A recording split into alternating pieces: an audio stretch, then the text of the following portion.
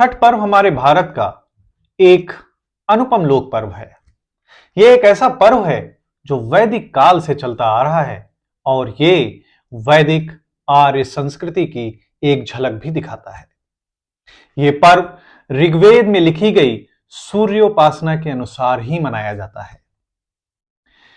ये छठ का पर्व भगवान सूर्य, उनकी बहन छठी मैया, प्रकृति, जल और वायु को समर्पित है।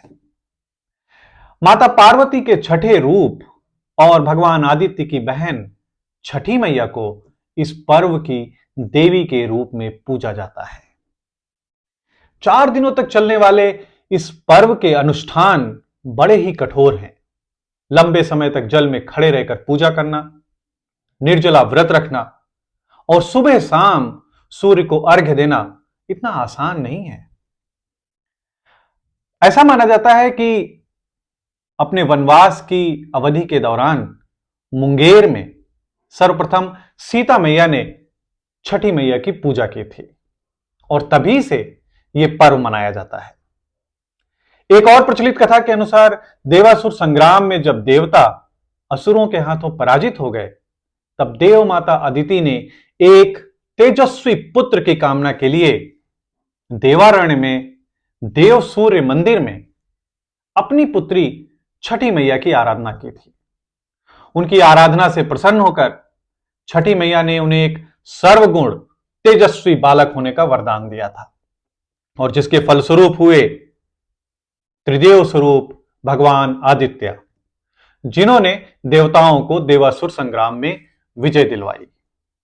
छठी मैया को माता कात्यायनी भी कहा जाता है। छठ का पर्व परिवार के सभी सदस्यों की सुरक्षा और उनके स्वास्थ्य लाभ के लिए मनाया जाता है, उनके लिए पूजा की जाती है। छठ का पर्व यदि आप देखें तो मूलतः सूर्य की आराधना का पर्व है। इसमें सूर्य भगवान की मुख्य रूप से उपासना की जाती है और सूर्य हिंदू धर्म के एक ऐसे देवता हैं जिनको मनुष्य मूर्त रूप में देख सकता है और सूर्य की शक्ति का मुख्य स्रोत है उनकी दोनों पत्नियां उषा और प्रत्युषा। और इस पर्व में दोनों की संयुक्त आराधना की जाती है।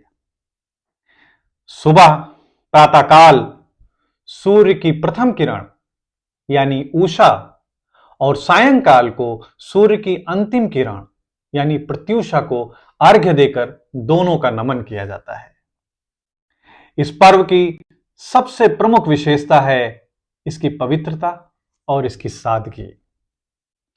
इस पर्व में यदि आप देखें तो भक्ति और अध्यात्म से भरा हुआ यह पर्व, जिसकी सामग्रियों में मुख्य रूप से आते हैं सूप, टोकरी, मिट्टी के बर्तन, जो हमें प्रकृति के और नजदीक ले जाते हैं और प्रकृति के संरक्षण का संदेश देते हैं। इसमें गन्ने के रस, गुड़, चावल और गेहूं से बने हुए प्रसाद और मधुर लोकगीत हमारे जीवन में रस खोल देते हैं। घाटों की, नदियों की सफाई की जाती है। तो हर प्रकार से यह पर्व प्रकृति के और नजदीक ले जाने का एक संदेश देता है। आप सभी को छठ पूजा की हार्दिक शुभकामनाएं। जय छठी मैया।